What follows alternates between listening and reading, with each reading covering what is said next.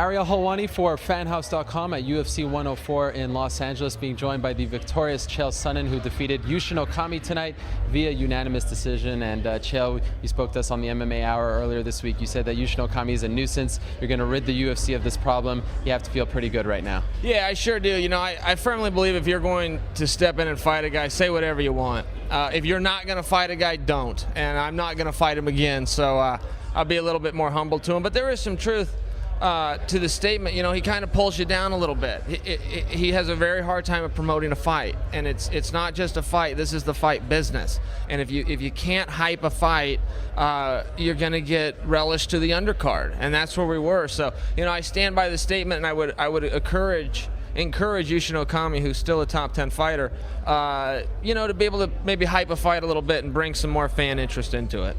You think you're going to get some love next? You're going to be on a pay-per-view and not be jerking the curtain like you said? Yeah, I would think so. This is my first time not being on TV, and there's a lot bigger problems in the world than me not being on TV, so I want to make sure that I'm not singing the blues here. But that was my first time. I don't think it'll happen again. That fight, I just got called by my friends at home, did make the Spike TV airings, if I understood them correctly. So I wasn't punished too much, but yes, to answer your question, I think onward and upward. Ariel Helwani at UFC 109 in Las Vegas, Nevada, being joined by Chael Sonnen, who will face Nate Marquardt this Saturday night live on pay-per-view. And Chael, what an interesting journey it has been for you to get to this point. You have been talking about everyone from Mark Coleman to Anderson Silva and generating a lot of heat for yourself. Was this part of some sort of master plan, or are people just asking you the questions and you're answering them? No, they're really taking them out of context. It's just the truth. I haven't said anything that I even deemed as controversial. I have plenty of material in store. I haven't used any of it. Is it all sort of part of a plan to, you know, eventually sell that fight against him? Sort of like what Shane Carwin did with Brock Lesnar. I don't know. I don't have some master plan. It's just a nuisance, you know. It really is annoying to hear Anderson talk about himself. And I read some interview. I was embarrassed for him. He was talking about painting this masterpiece and how he's this sculptor and everything's perfect and coming into place. And, you know, I'm sitting at home on my couch going, what'd you do? Who'd you fight in the top 10? You know, what did you possibly do in this business to get there? And while all these guys in the back are running and, you know, Anderson walks by and they stare at the curb and put their eyes down, I'm not. I'm not afraid of him to get in there and fight him. He's not the big bully in the room when I'm around.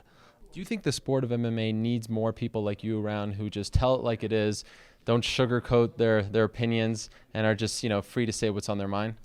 I suppose so. I mean, I don't really necessarily see myself that way. I get asked a question, I just try to answer the question. MMA's just got a bunch of really lazy guys in it that think they aren't. They've attributed their worth to competing 3 times a year, and every now and then they get lost and they get so close to the trees they can't see the forest, see the big picture there. That at the end of the day, their contribution to society by entertaining us 3 times a year is very small. The popular opinion is that if Nate Marquardt defeats you on Saturday, Anderson Silva defeats Vitor in April, that they will fight again. Do you sort of relish this role of being the underdog, the guy that no one wants to see in this spot, that you're going to ruin everyone's plans? I've never thought of it like that. It sure sounds good when you say it. I like the idea of ruining everyone's plans. That is especially appealing to me. But yeah, I think you're right, though. The winner of this will meet the winner of that match. Have they told you that? They have not told me that. They've told Nate that, but only for him. I don't think that pertained to me necessarily. But why do you think that is, though? I don't put any thought into it. But I do have that assumption that the winner of this match will take on that match. You've got one more draw out there, and that's if Wanderlei beats Bisping, which is likely. That might be a fight that fans want to see too. Maybe you could hype that. But outside of that one, I think this is the only match that would go for the championship, in my opinion. But this is a fight. I am a better fighter. I will outfight him. I will out-tough him. I will out-heart him. I will outsmart him. I will outspeed him for 15 straight minutes. If I'm wrong, if that doesn't work, this is going to be a very unpleasant experience for me. Is it important for you to finish this fight? No. Just want the victory? I do not want to finish fights. I want to go home and watch myself on TV for as long of airtime as I can get. And if that's 15 minutes camera time, that's how long I want. That makes sense. All right. Anything else that you want to get off your chest? You've had the open forum here for the last couple of weeks. Anything we didn't touch on? Any other pots you want to stir? No, and that last statement wasn't true. I said that to be funny. I would love to finish this fight. I'd love to get out of there. It's like his fight with Maya. Somebody asked me what I took out of that fight. I said, God, the only thing I took is I was jealous that I didn't throw that punch. You know, I would love to land a lucky shot and get my hand raised and go home. So I was kidding about that. I don't want to put that into the universe.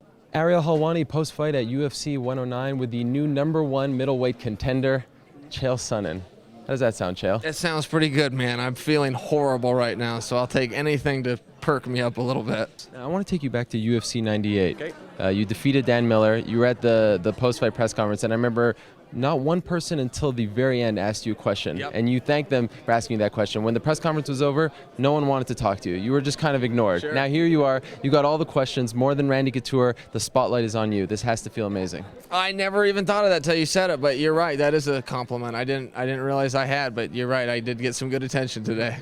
People don't know what UFC stands for. The athletes are forgetting. It's the F that's confusing everybody. Some guys think this is the ultimate mitt-hitting championships. They think it's the ultimate high-altitude training championships, the ultimate let me go away in seclusion and eat all the right food for 30 days championships. This is the ultimate fighting championship, and why these guys are out there swinging a sledgehammer and flipping a tire around, I'm throwing fists at a partner's head, neck, and chest. I'm fighting in practice every day, and I don't mean that we're sparring hard. I just mean I'm working on fighting things. I'm not spending my time on mental health and Anthony Robbins and screaming the word yes over and over. Not that that's bad. I'm just saying I'm not spending my time on that. If I'm going to work on fighting, I'm going to work on fighting, and when you get in a fight, that comes in very handy. This isn't Chael coming out and trying to put Anderson down every chance he gets. Anderson is fantastic. He's the champion of the world for a reason. I get that. I'm not delusional. But to answer your question, I would rather have Anderson Silva, who's big and tall and has those great big legs that I can come out and run over, than Vitor.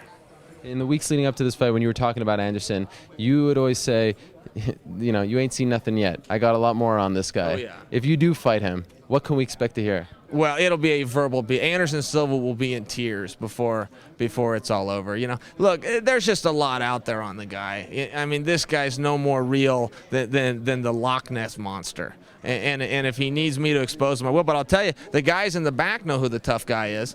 If we walk in the back dressing room and Anderson says put on hip-hop and Chael walks in and says put on country, I guarantee it's going to be a hoedown. The guys are going to do what I say. So as far as him being the bully of the playground, well, his 15 minutes of fame is up. Ariel Helwani in Concord, California at the UFC gym getting ready for UFC 117 with Chael Sonnen, who faces Anderson Silva this Saturday night live on pay-per-view. Well, there have been some very big UFC main events this year, but one can make the case for this being the most anticipated one, largely in part because of you and because of all the talk leading up to the fight. Do you feel as though you've had to sort of carry the promotion and keep people interested, especially after what Anderson did at 112? Yeah, I mean, it's the way it should be. Nobody cares about Anderson Silva. Nobody buys his merchandise. He's the worst-selling pay-per-view draw in the history of the UFC Championship division. He doesn't talk to the fans. He doesn't talk to the media. He pretends he doesn't speak English. This is the way it should be. It should be the Chael Sonnen show. I'm the one they're tuning in to see. I'm the one that's selling out the arena, not him. So, yeah, I do feel that way, but that is the way it should be. Anything from, Abu Dhabi till this point that you have regretted saying? Yeah, a couple regarding the fight? Well, maybe in general. I'll give you the forum right here. Well, fight-wise, no. I assume you mean towards Anderson. No, I would never apologize to Anderson. In a million years, I wouldn't apologize to that guy. I've held back. I've been nothing but a gentleman to Anderson Silva. I offered him a way out. That treaty needed to be signed and faxed back to me on Sunday. He missed it by 3 days. Now we're going to go to war. Ladies and gentlemen, welcome to the pre-funk of Anderson Silva's retirement party, hosted by yours truly, tomorrow night. Falei nada, agradeci, que Deus abençoe a ele, a todos nós aqui. É nosso trabalho e a gente está aqui para fazer nosso trabalho, nada mais além disso. Ele foi muito bem, mostrou que veio preparado e lutou muito bem. Go ahead, Ed. You lost it. Chael, what did she say? What he said was, I'd like to do the reality show with Chael. I'll work on my English. We will carry the ratings, and we will do a rematch.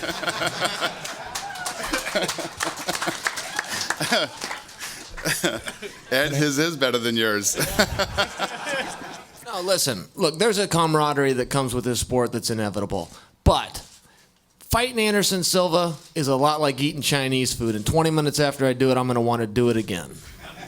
You know, how bitter is it to have it end that way after you went through, 4.5 rounds, to have it be that way as opposed to something else? It's devastating. I can't sugarcoat it. My heart's broken. I came in with a silver medal. I wrestled for a world championship. I came in second. I fought in the WEC for a world championship. I came in second. Now I fought in the UFC.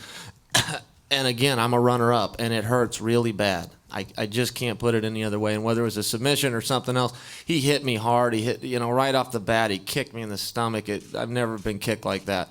But I don't allow myself to be hurt. I will walk through anything he does and go get stitched up at the end of the night. It's not my first time. But look, he's a good fighter, and he found a way to win, and that's what champions do. And what the strategy was as the fight got closer, as opposed to just talking trash about Anderson, you kind of, expanded a little bit. Well, when I go off, it's like a bomb, and anybody around me is going to get dirty, and that's the way that it goes. I don't offer an apology for any of that stuff, and these guys need to get thicker skin. And second off, everybody in the UFC should issue an apology except me. You stick a microphone in a guy's face, and he calls out anybody but the champion, and Joe Silva should fax him a pink slip right then. So I don't offer any apology. I'm never going to change. I'm going to go after number one, whoever it is. If it's Anderson, or I got to go up after the guys at 205, or going a diet and go after Jose Aldo. It doesn't matter. If you got the belt, I'm coming after you. Chael Sonnen, it is good to see you. It's good to be seen. It's been a while. Yeah. I feel like I'm almost seeing Sasquatch here. You're like this mythical creature, Chael Sonnen, returning. It's almost fitting that you're back in the limelight. It's a UFC weekend, and you just received some good news because you are free to fight. Yeah, that is correct. The suspension has been lifted. I had a suspension, I got another suspension, and all the suspensions, all the red tape is in the past. It's all behind me. Wanderlei, you are an immigrant from Brazil. I am a gangster from America. Are you sure you want to play that game with me?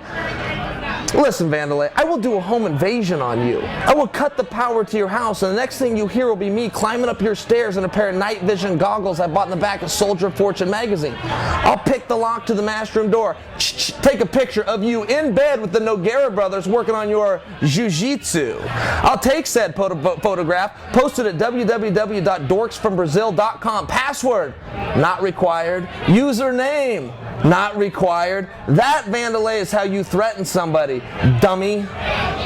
This guy's delusional. This guy thinks his 22 wins in Japan were real. With a referee with an earpiece. Look, Wanderlei, you didn't win those fights in Japan. You had one fight in Japan, dummy. It was with Charles Crazy Horse Bennett, and you got knocked out. Wanderlei's going to go 22 straight wins in Japan, and he can't win 2 straight in America. Mirko Crow Cop's going to win all those fights in Japan. He can't beat anybody in America. Fedor's going to win all those fights in Japan, and he's 3-2 in America, and one of those wins is over a guy that was flipping tires at Sam's Club the month before. I picked my medium very carefully when I talked about Brazil. I went to the internet. And if I had the foggiest idea that they had computers in Brazil, I wouldn't have done that. I really didn't know. I was in Las Vegas when the Nogueira brothers first touched down in America. There was a bus this is a true story. There was a bus that pulled up to a red light, and Little Nog tried to feed it a carrot while Big Nog was petting it. He thought it was a horse. This really happened. Do you believe me that happened? Not really. He tried to feed a bus a carrot. And now you're telling me that country has computers? I didn't know that. I did not know that. If you would have beaten Anderson, a lot of people would have considered you the best pound for pound. If I would have beat Anderson, Did you watch that fight? In what parallel universe can you punch a man 300 times? He wraps his legs around your head for 8 seconds and they declare him the winner. In my hometown, on the streets of Westland, Oregon, if you lay on your back with your legs wrapped around a man's head for 8 seconds, that does not make you a winner. That makes not a winner. Will you be in Brazil with Yushin when he fights Anderson? Do you remember when I said he fed the bus a carrot? I do. Were you even listening? Is this thing on? Is this on? And then the other one was petting the bus, saying, "Whoa, big fella." He thought it was a horse. And now you're telling me they have computers in Brazil? That's crazy to me. What was your question? Ariel Helwani in Houston, gearing up for UFC 136 alongside Chael Sonnen, who meets Brian Stann this Saturday night live on pay-per-view. And Chael, I have to say sincerely, it is good to see you back. It's fight week, and it's been a while, obviously, so just want to throw that out there. It's good to see you again. I appreciate that, buddy. It's good to see you as well. It's good to be back, getting in the flow of things. You know, you got to understand, when I left, I was the best by a lot. The next closest guy wasn't even close. I was 300 punches better than the next closest guy. So if I'm worse now and I'm only 290 punches better than the competition, I'm still on top. Not that bad. It's not that bad. Ariel Helwani post-fight at UFC. Ariel, is that camera big enough to take in the largest arm in Westland, Oregon that has found its way to Houston, Texas? Because that thing looks a little bit small. Yeah, I think it is. All right, well then we can continue. Perhaps one of the greatest post-fight interviews in UFC history right there. Not just a great performance, but what you said to Joe Rogan after the fact was memorable stuff. You put it out there. You told Anderson that you want to fight him, and not only do you want to fight him, if you do lose to him, you will walk away from the UFC. If he loses, you want him to leave the division. Why the division? Why not leave the UFC? Why don't you want to get rid of the guy? Because he's a coward, and I don't think he'd accept, and you got to play by a coward's rules sometimes. I'm trying to lure him into a fight, so I got to stick that carrot out there, something that I think he'll do. Now, do you think he'll take the carrot? He ducked me for 6 years. I don't think why things will change now. If Joe Rogan hadn't taken the microphone out of my mouth, I would have told him, Anderson Silva, I want your answer right now. If you accept, I will wait till Super Bowl weekend, but if you reject, I will walk over there and whip your ass right here, right now in Houston, Texas. Yeah, I don't expect him to take the fight. He's a coward. I truly don't expect him to take the fight. You know, this guy walks around, I want the biggest fights. Well, there's no bigger fight than our rematch, stupid. Well, I want the toughest guys. Well, God never made a tougher man than me, and my name hasn't come out of your mouth once. Did you see that video of him dancing and singing with Justin Bieber? No, I didn't. Did he really? Yeah. I have seen Anderson dance, and I will tell you, he's got some pretty good moves. Right. You're impressed. He's a pretty good dancer. I will give him that. I caught him in a club one time dancing and was like, you're a pretty good dancer. You were at a club with Anderson Silva at the same time? Well, he came to Portland, Oregon. It was my hometown, yeah. But he can move a little bit. Ariel Helwani in Chicago for UFC on Fox 2 alongside Chael P. Sonnen, who faces Michael Bisping this Saturday night live and free on Fox. You know, look, as far as building something, I think there's something there. You know, Michael and I got a little bit of a history. We're in the same weight class. And the bottom line is, you know, he thinks he can beat me. I think I can beat him. He wants to fight me. I want to fight him. Well, we can do that. We got a forum for that. The People's Forum.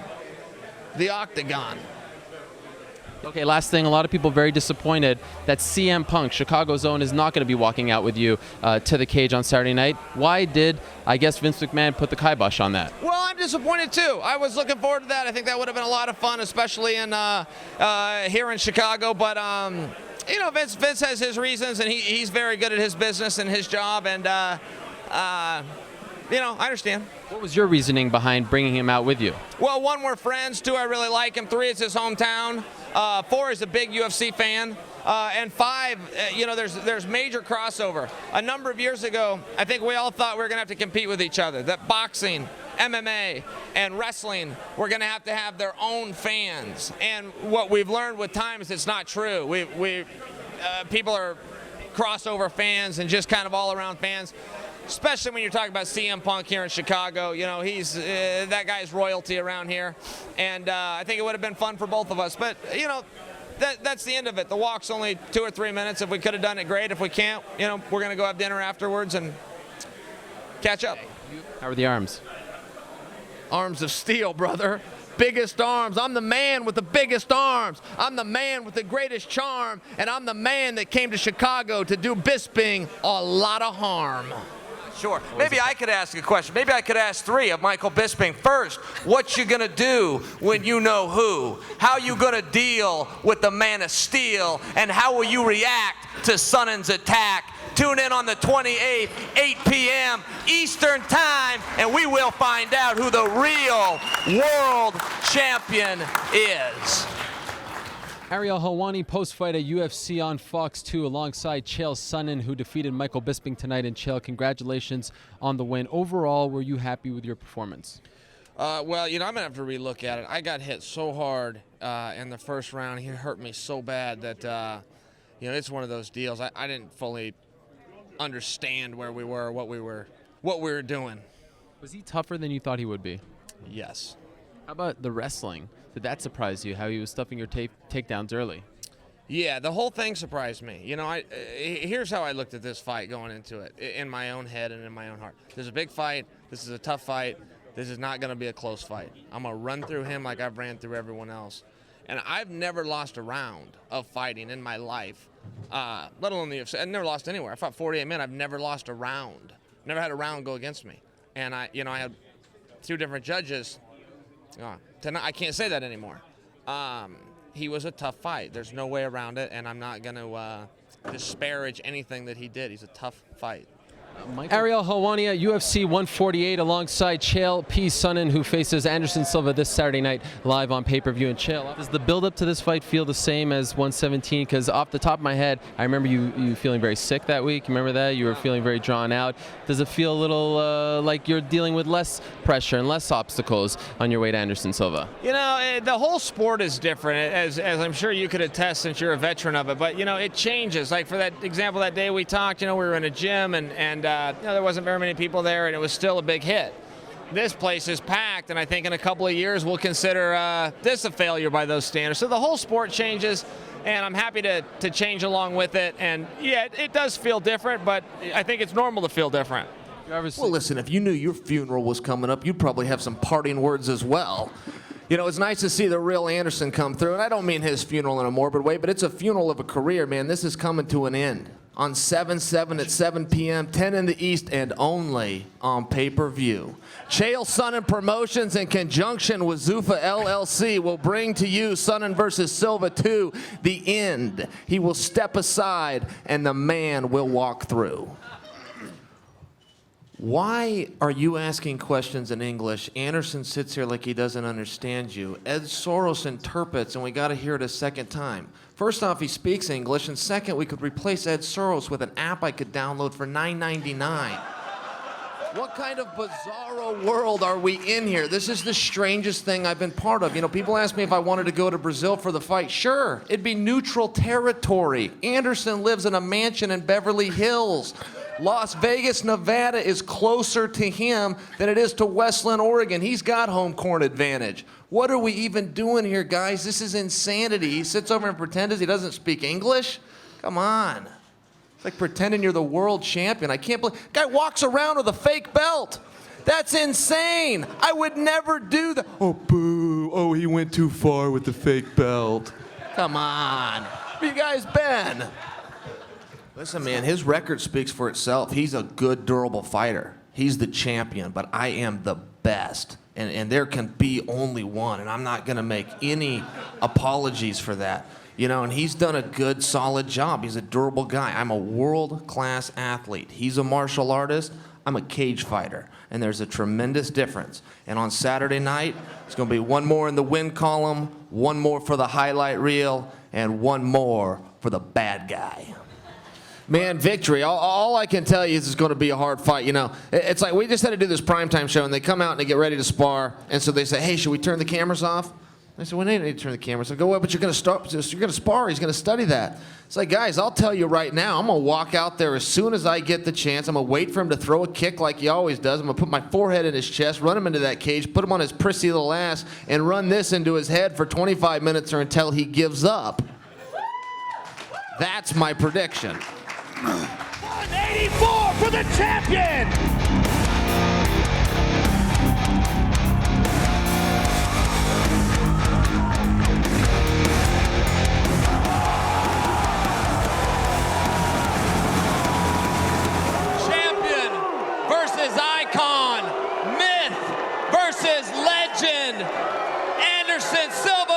is Chael Sonnen, the fake guy versus the bad guy, and only on pay-per-view. Chael Sonnen, ladies and gentlemen. Ariel Helwani at Madison Square Garden in New York City alongside the man who I am told has the largest arms, the most charm, and who will inflict the most harm on Saturday night at UFC 159. Chael P., how are you? I am awesome. Now I see you're holding something that says MMA fighting, but that's not the name of who you're with, is it? It sure is. No. I wear multiple hats. No. You're actually with somebody called MMAfighting.com. Oh. Well, make sure you say that. Don't mislead me. I meet people that go, I'm with Sports Illustrated, but they're not. They're SportsIllustrated.com. And you should be proud to show the world that you can run a successful business from the couch in your mother's basement. Are you turning good on us now? Because I've never seen you give so many compliments to your opponent going into a fight. It's very confusing. No, listen, here's the deal. I don't make anything up, and I'm not going to sell a fight. And I have people ask me that. In fact, I was asked earlier today, why should somebody buy this fight? It's like, man, I'm not going to tell you that. I'm not the promoter. I'm not the commercial guy. I'm not doing any of that. I'm not going to say anything. I'm not going to disparage a guy, and I'm not going to manufacture conflict to try to get $50 from somebody. This is the biggest fight ever. We sold this venue out faster than anybody. We're trending on commercial outlets alone, restaurants and bars, 17% ahead of Diaz and St. Pierre, which at this point is the biggest fight of 2013 until I get in the ring. Everybody's been waiting for this. This is like the Super Bowl when Chael Sonnen fights. Everybody tunes in, so I'm not trying to sell anything. I don't want anybody's money falsely. If you want to be entertained, you want to see the two baddest dudes in the world fight, that's what we've got. But I'm not going to put Jon down. You know, I thought he was a bratty little jerk, and I was wrong. Turns out he's a good guy. I liked him. I'm going to like him after this fight, but I'm going to beat him up on Saturday night. He's a lot better than I thought he was. I mean, to beat a guy is one thing. To beat a guy at his own game is a whole nother. He's the best fighter I've ever fought. Chael, just to expand on that, I mean, what ways is he better than Anderson? Like, was he stronger? Was he quicker? What can you tell us about specific? Yeah, he was a little bit stronger. You know, it's tough, and the last thing I want to do is disparage Anderson Silva, but it's tough for me. You know, I whipped him for 30 minutes. He whipped me for less than 30 seconds. I whipped Jon for 0 seconds, and he whipped me the entire fight. It's just tough. If you're asking me for my opinion, Jon's better. Ariel Helwani in Boston, Massachusetts, alongside Saturday night's headliner, Chael P. Sonnen, who of course faces Mauricio Shogun Rua at UFC on Fox Sports 1. And let's end on the task at hand, that is Shogun Rua. You've been very complimentary of him, but honestly, he's almost trying to use your past comments about Wanderlei, Brazilians, as fuel to his fire, and he's not so complimentary of you. Are you surprised by what he said about you? No, and I don't. It doesn't change my opinion of him. I don't like him because I want to like him. I've been around him, and he's a good dude. I've been entertained by him over the years. I've been inspired by him at times, as most fighters have over the years, and that's what I think of him. Now he's open to his own opinion too. But whether I like him or don't like him, it doesn't have anything to do with it. I'm gonna fight as hard as I can possibly fight for the whole time that we're out there. And if his skills are better than mine, then good for him. But he's not gonna upset me, and he's not gonna make me happy either. I'm gonna whip his ass either way. I would beat up Vitor on the way to the ring to kick Wanderlei's ass. And I'll take care of that third guy whose name I've already forgotten in the parking lot on the way to my after party.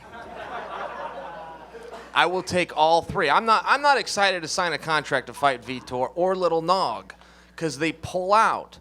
They don't show up and fight when they say they want to fight.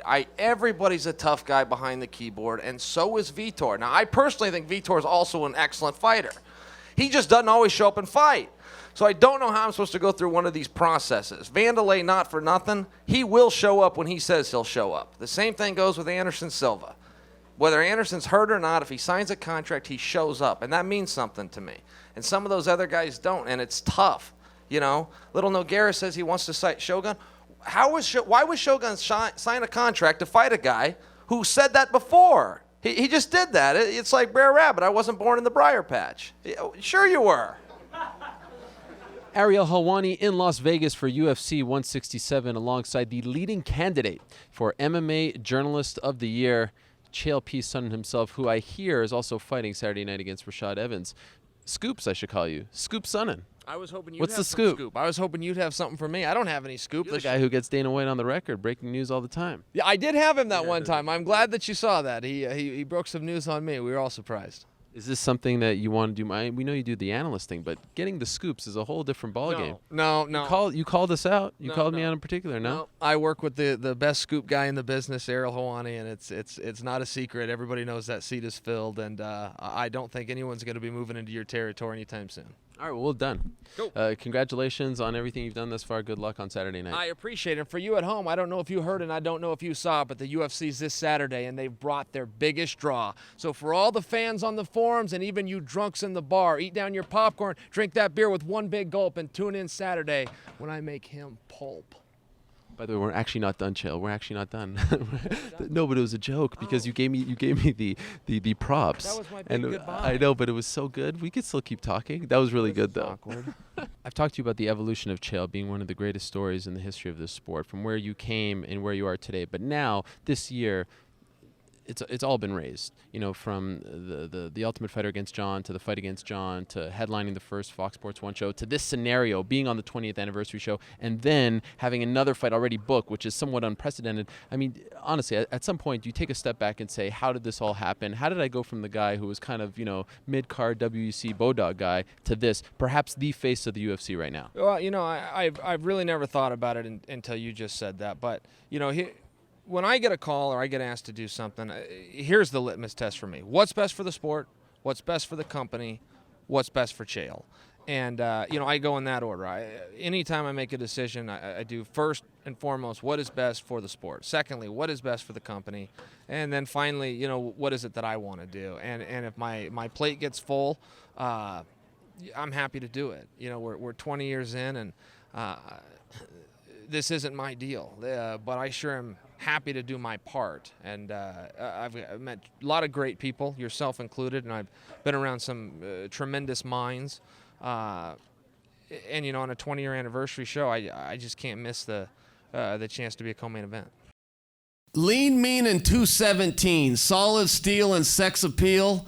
The women's pet and the men's regret. I could not believe he called me fat. Look at the size of these arms. And when you're focusing on that, focus on this, because I got two of them. That's basically clean, by the way, I'll mention. Pretty much. Tito Ortiz, Saturday night. Call me a fat guy. What am I supposed to do with that? I've never been called a fat guy before. Though, to his point, perhaps I wasn't in as good a shape as I am now, but the bottom line is the fight's on January 21st. I fight anybody, anywhere, at any time. It's kind of funny. I was listening to Christian Walken, little skit he did, and he talked about the lion, king of the jungle, this huge lion with a big giant mane in this hot, smothering weather in Africa. And the little small lions come up, kind of poke at him, bite on his ear, bite on his neck. The lioness comes over and bugs him. Then you got the jackals and the rest of the wilderness looking and seeing this lion's on that mountaintop. They come over and bother him. The jackals laugh at him. The hyenas laugh at him, nip at his toes. They eat all of his food, and they sit back. And they got jackals like this who think it's a comedy. Until one day he gets sick of it, and he attacks, and he shows to these people who the fucking king of the jungle is. And this little hyena, I'm gonna eat right through him. And we'll see on Saturday night. You know what? It's good, because it fuels me. It's fueled me over the last 14 weeks. And it's great to see, because you hear that snoring nose? That's a snoring nose you're gonna hear in the second round of the fight. That's good. That was good. That was good work by you. I gave you a good setup. Yeah, you're a good comedian, man. That's about it. You're a good actor. That's about it. Just here to help. I'm a fighter. You're an actor. You're on The fucking Apprentice because of me. You're the bad guy because of me. You try to talk because of me. You've never won a world title. Who's the last champion you've ever beat? Who's the last legend, as you say, you've ever beat? You call yourself a legend? What have you done legendary besides talk? Buddy, on Saturday night, those little blue eyes are going to be sparkling even more, man. Just wait and watch. Just wait and watch. Just fucking you dug your grave, man. You have dug your grave. The This F is no word, that game. wasn't I don't classy. care, man. No, you're I don't being care. classy You've up already here. you ruffled Come on. my feathers way too much, partner. Yo, You talk come about on. my ex, man. You say shit like that. You're classy. Tito. Come on. 4-letter words. Come on, Mr. Class. Classy. You ready to go, Tito? Yeah. I've been ready to go for the last week. Now, though? Yes, like right now. But you know what? I'm cool. I'm professional. I've been doing this for 20 years. Classy. I'll step back and I'll wait until Saturday. I'm okay. Can I throw a kind of curveball at you in a way, Chael? Let's do it. Surely you have great admiration for what Tito's achieved in mixed martial arts. Careful, everyone. This may be a lie, so just let him go and speak. Tell another jackal story about Christopher Walken and a mane and a lion and you and Vitor from back in the day. Fucking joker. You're a joker. Dude. Hey, classy. You're a joker, Classy. dude. Tito always says I'm using my mouth to get my opportunities. The only person I know that made money using their mouth is his ex-wife. That's what you call class right here compared to no class. That was a nasty line. No by class. me. No class at all. That's why you see him with thongs and fucking jeans and a t-shirt. No class. They don't call you the bad guy for nothing. A bad girl. Ariel Helwani Ariel Helwani, in New York City. New York City. Your kind of town. No. I'm a gangster. What would I do in New York? This place is filthy. I wouldn't run a dice game on the street here if I could. I would be leaving New York after I take on the surest win in all of New York, Wanderlei Silva. Well, aside from the Knicks, of course. Wow, you went there? I did.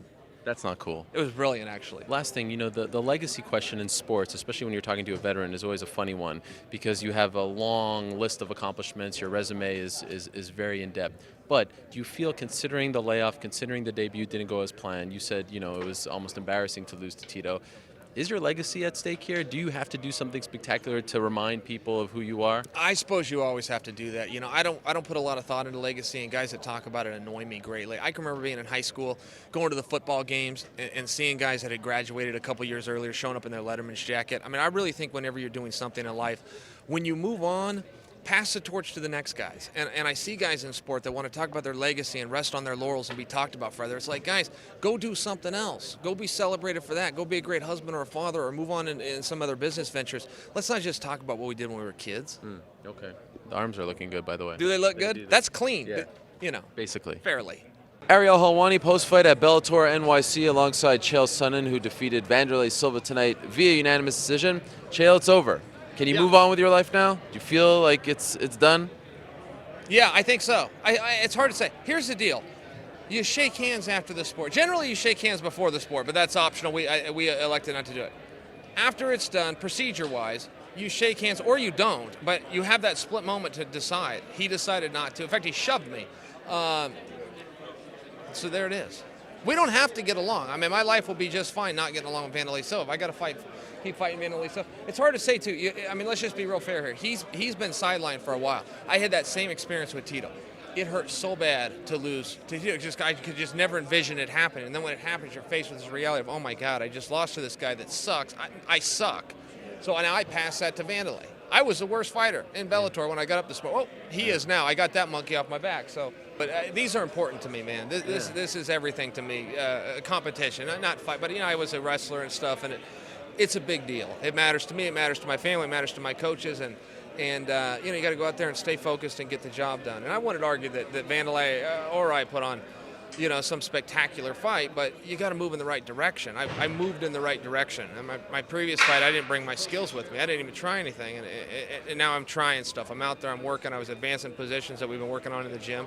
You got to take that stuff with you. Those are wins. Those are good things. And so in that regard, yeah, man, it feels good. I'll probably never retire. I'll probably be to a spot where they go, hey, look, you're done. And I really believe that for most guys in a business like this, you're never done with the business, but the business is done with you. It just goes that way. And so I don't know. I didn't think about a lot of that or pressures of that or whatever. But, you got to go out and perform. You got to bring your skills. You got to stay focused. You got to be tough. You got to be in shape. 15 minutes is a long time. You got to push the pace. There's things you have to do if you want to stay in this in this space, and those are the things I was working on. I never really made my way in MMA with my power. I used it with technique and toughness, and you could saw me in half or put 50-pound backpack on me. It's not going to change. So I trained really hard. I did everything my coaches asked of me. I'm going to walk out there. When the ref asks me if I'm ready to fight, I will say yes, and I will mean it. And if he's got an answer for it, then God bless him. This isn't rocket science, Gareth. We're not building a piano. It's an ass-whipping contest on Saturday night on Paramount. Yeah, I love it. This is the only sport I know how to play. I've never seen a full football game or a basketball game. I'm a fight guy. I retired one time, and Karen, I was so happy for about 2 weeks, and then I was bored. I don't have a lot of friends. I got to go to the gym to see people and socialize, and I love to compete. If I had any resentment towards MMA, it's that we only get 3 matches a year. I grew up as a tournament guy. Every Saturday I'd go with my dad, and we'd find 5 or 6 guys to take on every single weekend. So, yeah, it was a good spot for me. You know, imagine you're Matt Mitrione, who probably, if Couture was to just do like tradition does, you take 2 of the top guys and throw them in there. Mitrione was likely to be half of that fight. He's 1 fight away from being champion. He gets a phone call, hey, Matt, you got to beat 3 guys to be champion. Or imagine you're me. You never even thought about being a heavyweight champion. All of a sudden, you're 3 fights away from being the heavyweight champion. So it's the fairest way to do it. We don't usually do fair in this sport or in life in general. There's a lot of politics involved. But when Couture just takes 8 guys that are all barking at him and says, fine, one guy left standing, I'll give you the belt. There's no way to argue with it. I don't really remember the fight very well. I don't remember any of my fights very well. I got to go back and watch them. But I felt like it was a really hard fight. And I felt like, finding that range was really important because I stepped in it a couple of times. I got too close, and he hit really hard. Whether you could see it or not, I mean, I'll tell you, he just hit really hard. So I was trying to find out where to be, and it was a bit of a process. And after the fight, people were booing you in the arena, and you being the heel. Did you embrace the hate for you? Oh, I didn't know they booed. Did they boo some? I didn't know that. I was listening for the boos, and I didn't get them, and it disappointed. I even asked my sister afterwards. I said, what was with that crowd tonight? I couldn't hear him, but good. Thank you. F them. Mark Ray Mundy for MMAfighting.com here in New York with Chael Sonnen, who fights Fedor Emelianenko on Saturday night at Bellator 208 on Long Island. It is the semifinals of the Bellator Heavyweight World Grand Prix. Yeah, first up, they can shove it up their ass, okay? That whole thing was created by some wimp somewhere about the other guy has to throw the first punch. If you're engaging me aggressively and I let you within arm's reach, I'm a sucker if I allow you to throw the first punch. Okay, the first thing you do, and remember this, if your dads weren't smart enough to tell you, if you learned how to fight from your moms or from your wimpy teachers in your liberal school districts, you don't let somebody get within arm's reach of you when they got that look in their eye. You keep them back, and if they break the distance, you always hit them first. Conor McGregor, who I'm not a defender of, was where he was supposed to be, doing what he was supposed to do. Okay, he was a licensed fighter following the unified rule, which says in front of everything else, you protect yourself at all times. He gets up on a cage and is confronted by somebody who is not licensed to be there and is not supposed to be there. He's not doing what he's supposed to do, and a melee has broken out. Conor McGregor had every reasonable right to throw a punch at him, and that did not start the fight. Khabib had flown over the octagon and thrown a jumping kick into Dylan Dennis. So first off, your facts are wrong that Conor threw the first punch. It's factually incorrect. But secondly, the unified rules state you protect yourself at all times. Conor was where he was supposed to be in an octagon, protecting himself against somebody who had come in to do him harm.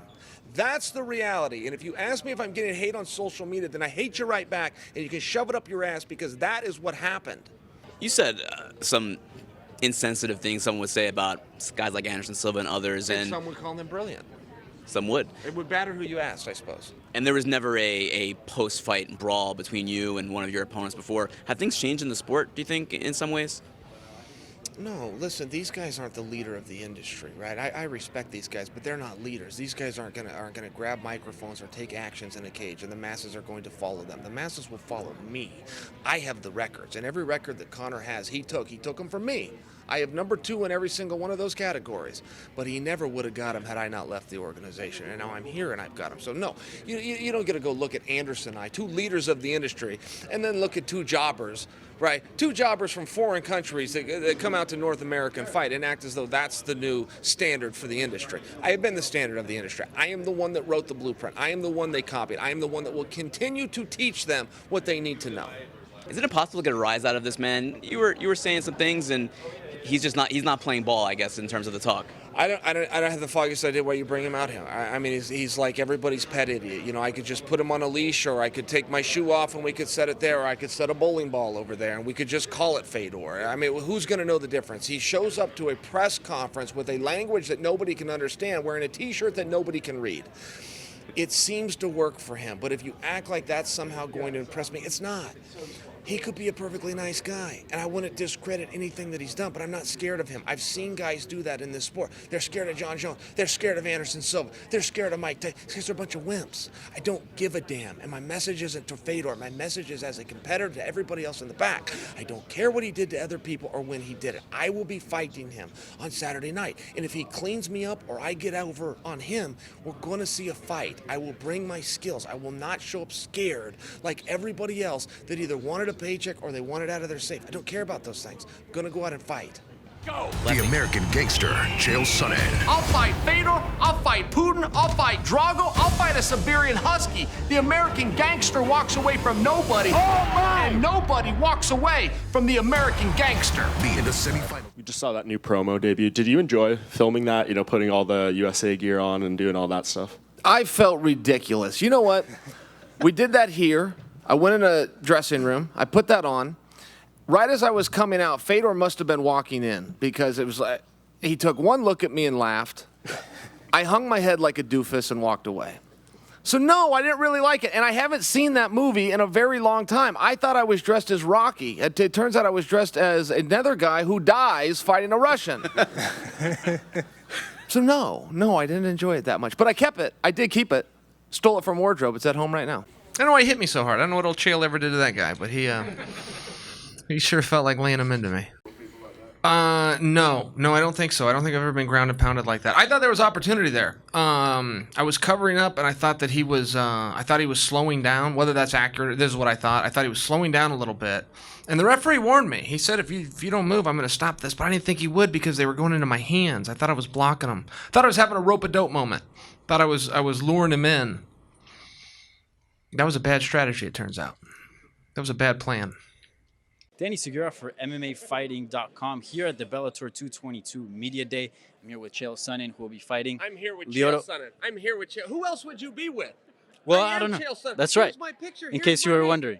How? We're in my house, ladies and gentlemen. Yeah, I'm here with Chael Sonnen. Introduce yourself. I did. Huh? This speaks for me. This tells people who I am. Yeah. You tell them. It goes without saying. I'm here with a legend. Exactly. You're with Danny Segura. That's all you need to worry about. This man right here, legend. Chael. Legend and a legend killer.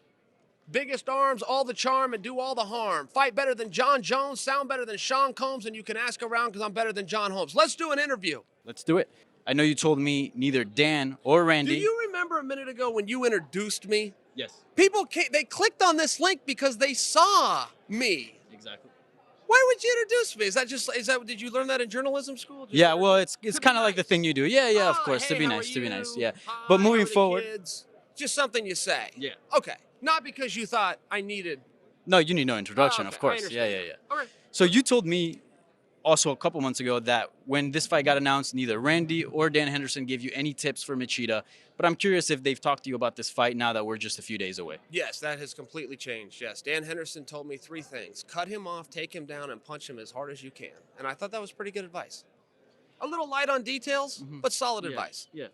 Did you know coming in tonight that if the result didn't go your way, this would be it for you, or was that something you made in the spur of the moment? No, that was no, I didn't have that planned. I thought I was going to win this fight. I was going to call out Ryan Bader. Everything was going my way until it wasn't. But I don't regret it. You know, it was a #1 contenders match, and I thought it was a big opportunity, and it was. And it's somebody else's turn. You got to be tough. You got to be tough in this sport, and I feel like I used all my toughness up. You know, there was some positions in there that before in my career I'd have walked right through them. And I didn't mind losing to him in his spots, like, you know, some of the stuff on our feet and those jumping knees and whatnot. But I did mind losing to him in my spots. He was on top of me. I didn't think he'd be on top of me. I thought I could have scrambled. I could have got up. I used to be tougher. I used to want it more. I used to have more grit. And I just felt like maybe I fired my last bullet. I didn't have that same grit. And it's time to move on. Chael, one more question for you, and I apologize if this is a difficult one, but you wrote that great piece on ESPN, and you're talking about how you had made that promise to your father. And I'm just wondering if you could have a conversation with your dad right now, what do you think he'd say to you? I just tell him I tried. Chael, you had a legendary career. Looking back, what do you think is your favorite moment, if any? Well, let's see. I had a lot of fun in the build-up to Anderson Silva. I had a lot of fun tonight. I had a lot of fun coming to New York and doing this. Favorite moment would be really tough. Actually, my favorite moment would have been as a fan. It was the night Randy Couture beat Tim Sylvia. I'd already looked up the hospital in Vegas so I could send Randy flowers. I was sure that was where he was going to be. And he put the big guy down in about 9 seconds and stayed on him for the next 24 and a half minutes. And that was probably one of the more memorable moments for me. And, I think your success story, this is a very tough business, and your success story from all angles. If you could give any advice to any young athletes that are coming up, what would it be? I would tell them to get a coach who you trust and go to practice every day. You can just get 1 degree better every single day. But it's really who can stay in it the longest and who can be the most consistent is what I've seen. Lionel, we were just discussing what a controversial decision that was, how that was a real back-and-forth battle that we were in the middle of when the referee, for some odd reason, pulled you off me. That's what I would say. Yeah, get a coach that you trust and go every single day. And it's hard to do. It's very hard to do. There's a lot of excuses, 100 reasons why you don't want to go to practice every day. You got to find that one reason to get in the car. Be my advice. Thank you, Chael, and congrats. Thank you, guys. I've had it with you all. Are we done? Yes. All right. Thanks, guys. See you later. Thank you.